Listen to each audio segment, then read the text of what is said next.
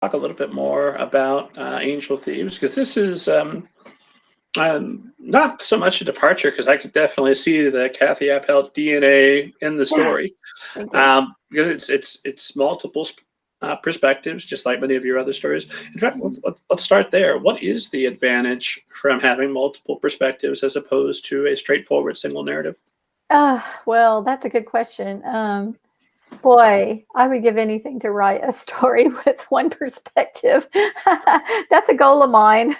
Well, I mean, I think it's like anything else. You're seeing the world from different eyes, different points of view.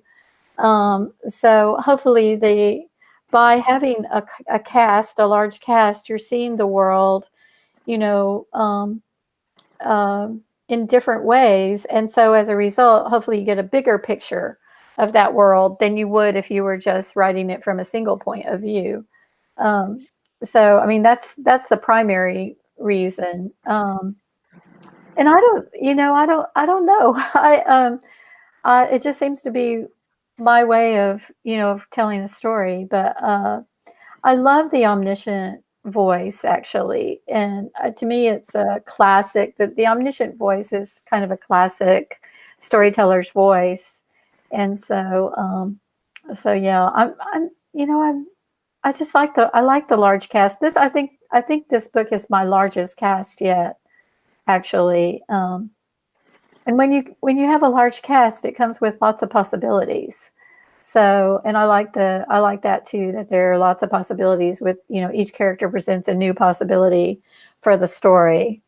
So a new way of exploring the story. So yeah. Does that keep you fresh as well when you're writing on a day-to-day basis and drafting? That, okay, well, it's the same story that maybe I'm a Mhm. little bit tired up, but I get to come at it from a new perspective today, and that maybe Yeah, freshens up a little bit. actually, yes, because I'm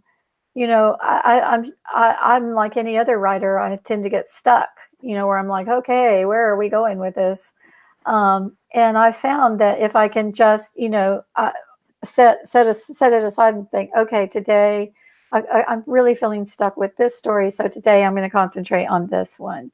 And so, yeah, definitely. I mean, I did take the different story strands one at a time and work on them. So at any given time, I might pull out the whole story that dealt with Soleil, for example, and just work on her for a little while, and then reweave her story back into the bigger story, and so yeah, it's helpful in that way to really, and the truth is, I would be it also has the domino effect too, which can be really frustrating because you know I've had many experiences where I would work on one cast member, like Soleil, for example, and have something occur to me that needed to happen with her, and as a result, I would have to adjust the other stories. So, so it's like every time you make a change, really, you're going to be dealing with like a domino effect change. So one change begets another change begets another one. So I call it, I think of this story as like holding cats on leashes, like a dozen cats on a dozen leashes and trying to keep them from getting tangled and twisted and all of that. It's almost impossible, really. It was, yeah, I had You those must enjoy moments. the challenge because you keep putting yourself to it. I know. Why? That's what I want to know. Well, probably because the result is excellent books that make readers Oh, well, happy. thank you. Thank you for saying that. Let's hope. Also, I think I have a short attention span too. I mean, I think it's kind of nice to be able to jump from character to character, and you know, it's hard to concentrate on one for an extended amount of time. I think, at least for me. A short attention span, I'm sure, helps make you an ideal writer for young readers. Well, I for years and years, it seemed like everything I wrote ended at the bottom of page 3. And so really when I set out to write the underneath, that was hard for me. Extended prose is not my strong suit. And that's why I write in small chapters like vignettes, because that's kind of how I naturally write, is in those short I call them, I actually have a name for them. I call them SSSs, short significant scenes.